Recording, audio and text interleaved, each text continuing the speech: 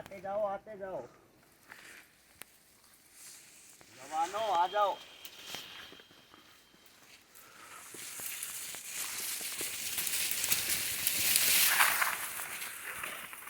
हकीकत से रूबरू कराना, सच्चाई को सामने लाना, बस इतना सही तो मकसद है हमारा। कंटा पलट कभी भी कहीं भी, बात खाने की हो या फिर हो क्राइम की, अब हर खबर पर होगा कंटा पलट। बने रहिए हमारे साथ। रास्ता सकरा है, हॉस्पिटल की तरफ जा रहे हैं और शुरू करते हैं।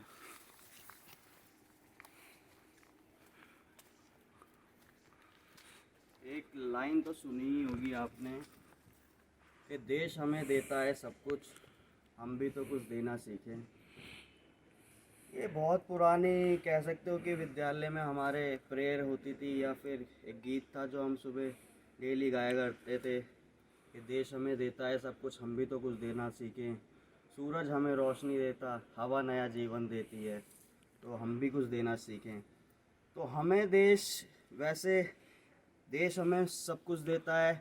आजकल ये बात थोड़ी सी वीक इसलिए हो गई है क्योंकि हम जिन्हें अपना प्रतिनिधि चुनते हैं और जिन्हें जिम्मेदारी दी जाती है देश चलाने की, उनके सारे वादे खोखले हो जाते हैं।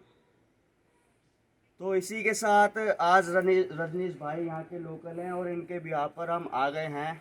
एक हॉस्पिटल है जो कि सरकार की तरफ से कभी बना हो, हमें तो पता नहीं कब बनाए। ये यहाँ का ग्रामीण चिकित्सालय है। आपने रास्ता भी देखा होगा कितना सकरा था और हमें आने में कितनी तकलीफ़ हुई। पहले इस बोर्ड को ध्यान से देख लो, ध्यान से देख लो। और ख़ास तौर से मैं युवाओं को बोलना चाहता हूँ जो देश को चलाएंगे, देश का भविष्य बनेंगे। और ख़ास तौर से मैं उन स्कूली बच्चों को भी टारगेट कर रहा हूँ। देख लो, अपनी व्यवस्थाएं देख लो। इसी हाल में जीना है या फिर लाइफ में कुछ करना है, देश तुम्हें चलाना है, तो मूलभूत सुविधाएं कैसी होनी चाहिए, नहीं होनी चाहिए, इस रास्ते से हम आए हैं। और हम स्कूल के बच्चों को यही कहना चाहते हैं कि अपना जीवन सुखी बनाना नहीं होता है, सरकारी नौकरी पाना नहीं होता है, देश को सुखी बनाना ही अपना पहला विचार होना चाहिए। और देश को जब सुखी बनाओगे तभी देश तरक्की कर पाएगा। तो रजनीश भाई हमें मुआयना कराने लाए हैं इस हॉस्पिटल का। पहले हम यहाँ से देख लेते हैं क्या है इसके पीछे, क्या है।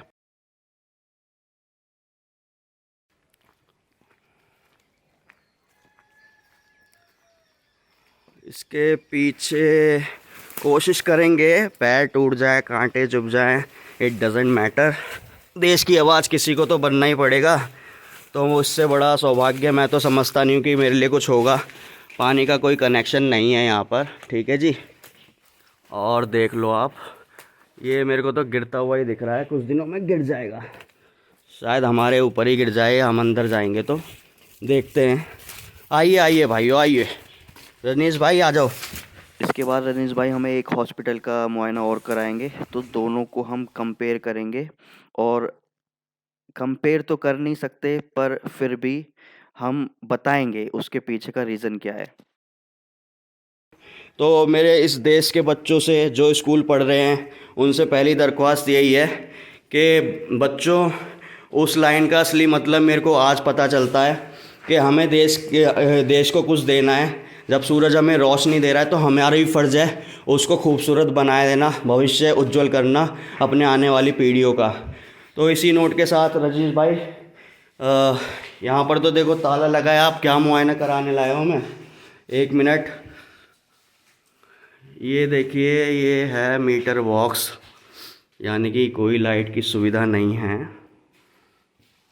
इसको भी देख लो, मेरी समझ से बाहर हैं ये चीज़ें।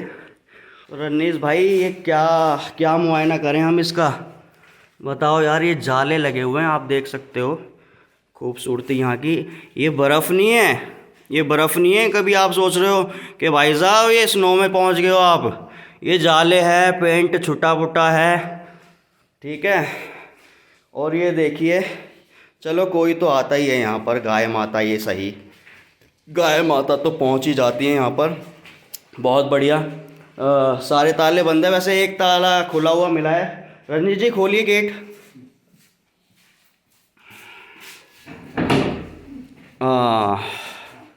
ये वाह वाह वाह वाह, देख लो जी, बेड तो हैं यहाँ पर प्रॉपर, यहाँ टेबल भी है। एक बार वाइड एंगल दिखा देता हूँ मैं आपको ना। ये देखो ये देखो ये देखो, देश हमें देता है सब कुछ, हम भी तो कुछ देना सीखें।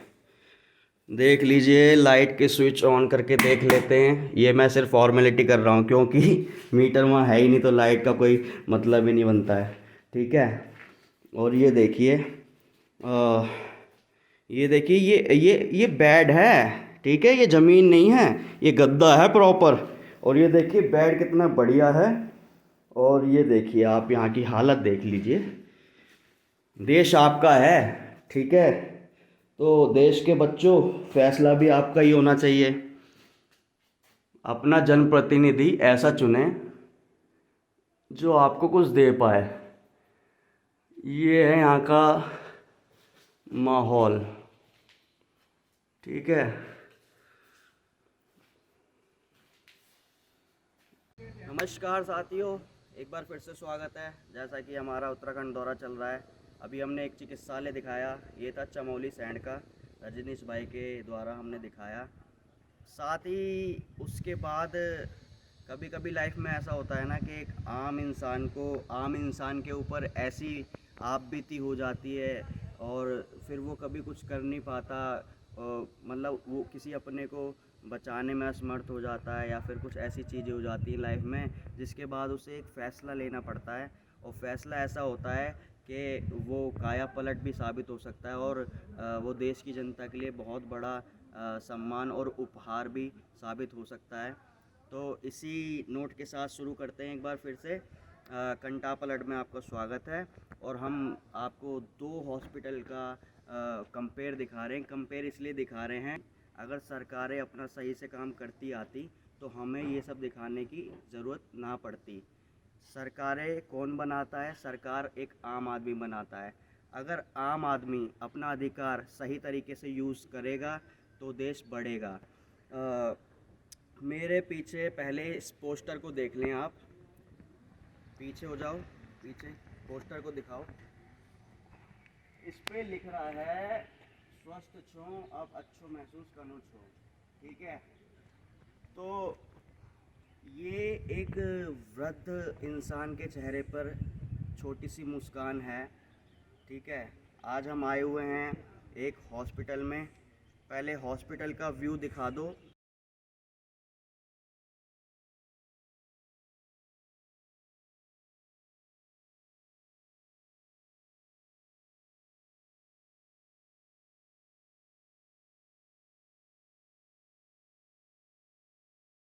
तो आप समझ ही गए होंगे, मैं एक हॉस्पिटल के सामने खड़ा हूँ।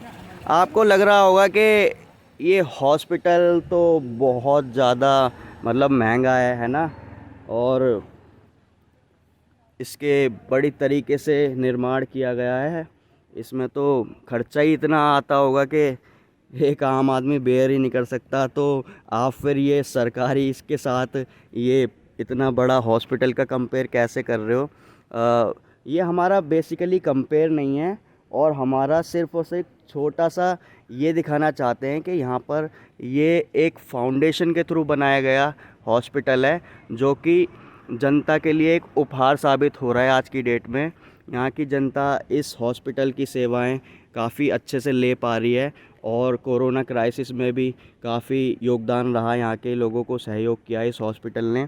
और सबसे बड़ी बात यहाँ पर ये है कि जैसा कि अभी यहाँ पर बताया गया लोगों के द्वारा, एक्सरे की कीमत क्या होती है? एक एक्सरे की कीमत होती है, मेरे हिसाब से मिनिमम चार्जेस होते हैं 700 या 800 रुपये। ठीक है। लेकिन यहाँ पर एक्सरे की कीमत आपको पता है कितनी है? यहाँ पर सिर्फ 50 रुपये एक्सरे की कीमत है।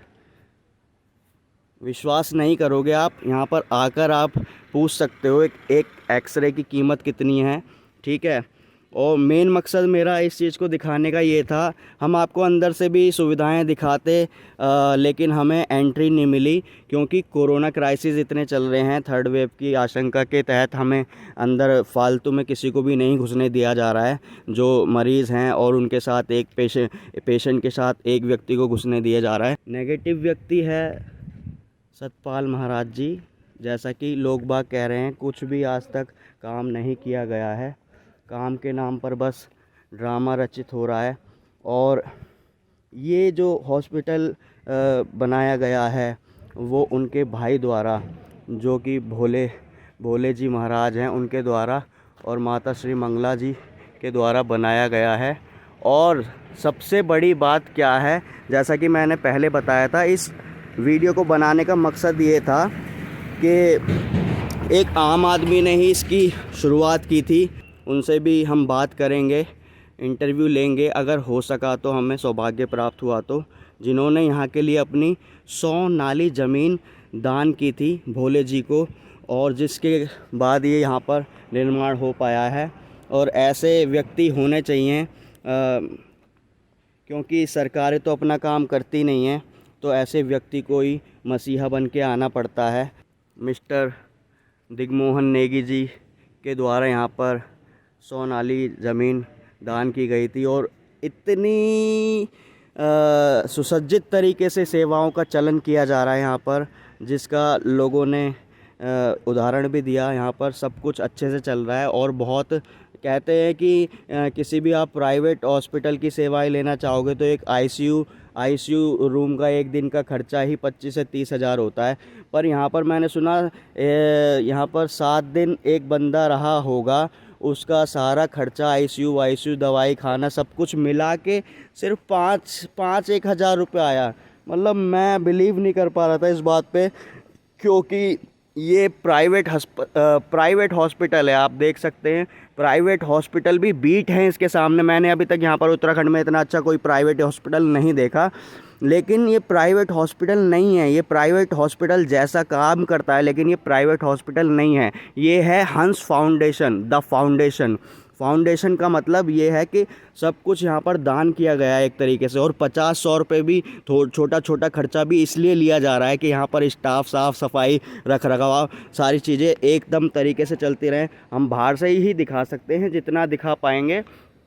दूर दूर तक आप एक बार ये देख लो कि यहाँ पर कोई जाला, यहाँ पर कोई मक्खी, यहाँ पर कुछ भी झाड़ू से रिलेटेड कुछ भी वर्क यहाँ पर आपको ऐसा लगता हो नहीं है तरीके से, तो आप बताएं मेरे को।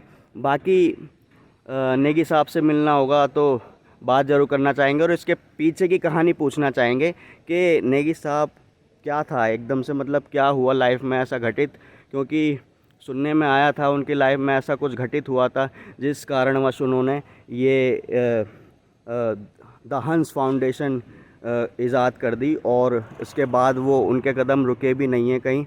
तो सलाम है मेरा ऐसे लोगों को देश के, और मैं बताना चाहूँगा कि देश आपका है, फ़ैसला भी आपका होना चाहिए।